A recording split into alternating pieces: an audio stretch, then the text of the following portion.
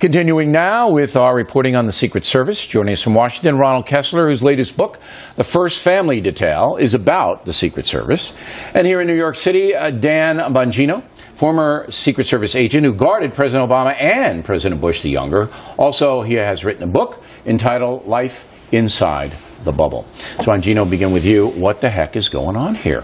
Bill, we've had an insulated group, a small group of managers within the Secret Service who I feel have used the agency as their own personal job search service for their secondary careers.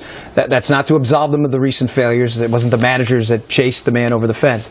But there is a problem here with the White House staff and the management that you can't just view these things in a vacuum. Okay, but you need to explain it a little bit more so people who are not familiar with it.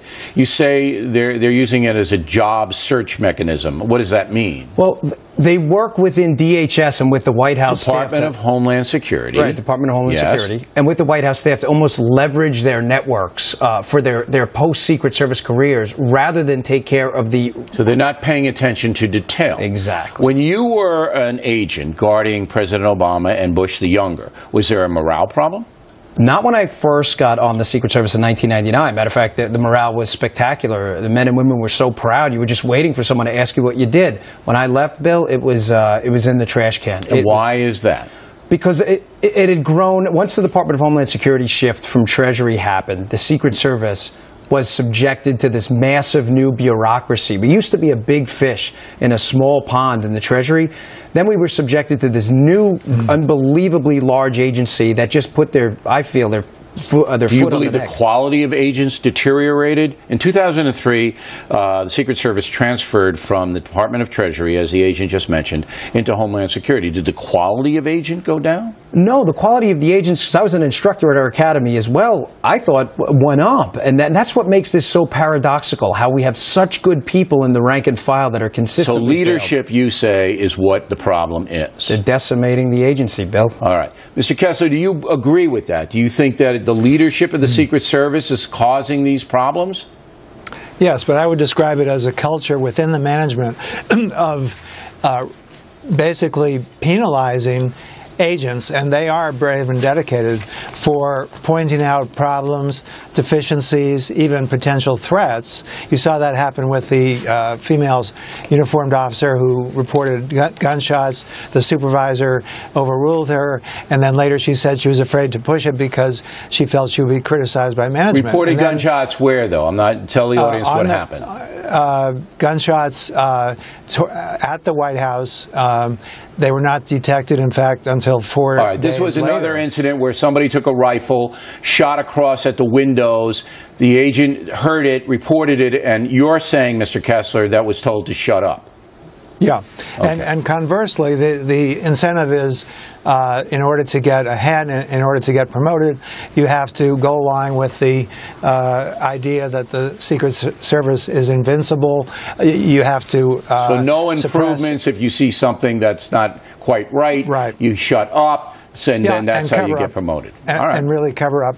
All right, now I have a question. The reportage is that there was a female Secret Service agent inside the White House who was overpowered by this jumper. The guy overpowered her. Now, that says to me that should never happen. I mean, if the ladies are qualified to be Secret Service, I'm fine with it.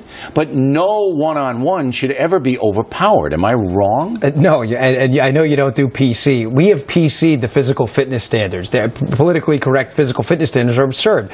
They scale them for age, for sex. Bill, the bad guys aren't interested in your scale. No, I know. PT I mean, it's frightening that a Secret Service agent be overpowered by some guy who jumps over the fence with a beard and a knife. Right. I mean, you know, the Secret Service is a gun. Right. All right. When you're the last layer of security between a knife and the president. You can't be overpowered. Right. So that bothered me. Mr. Kessler, do you agree that political correctness has eroded the agency's efficiency? Yes, absolutely. And the fact that no agent took out the intruder with lethal force is another total debacle. And then you had the Secret Service Director, Julia Pearson, saying that they exercised tremendous restraint. Why? You know, she must think... Yeah, why? Why did they exercise restraint? You know, if the guy's... Because this is this is an indication of the arrogance of the Secret Service, that she could issue this statement. She must think we're well, she all doesn't fools. obviously doesn't see the protection of the president and the White House as something that deserves lethal force. Would you have shot this guy? No.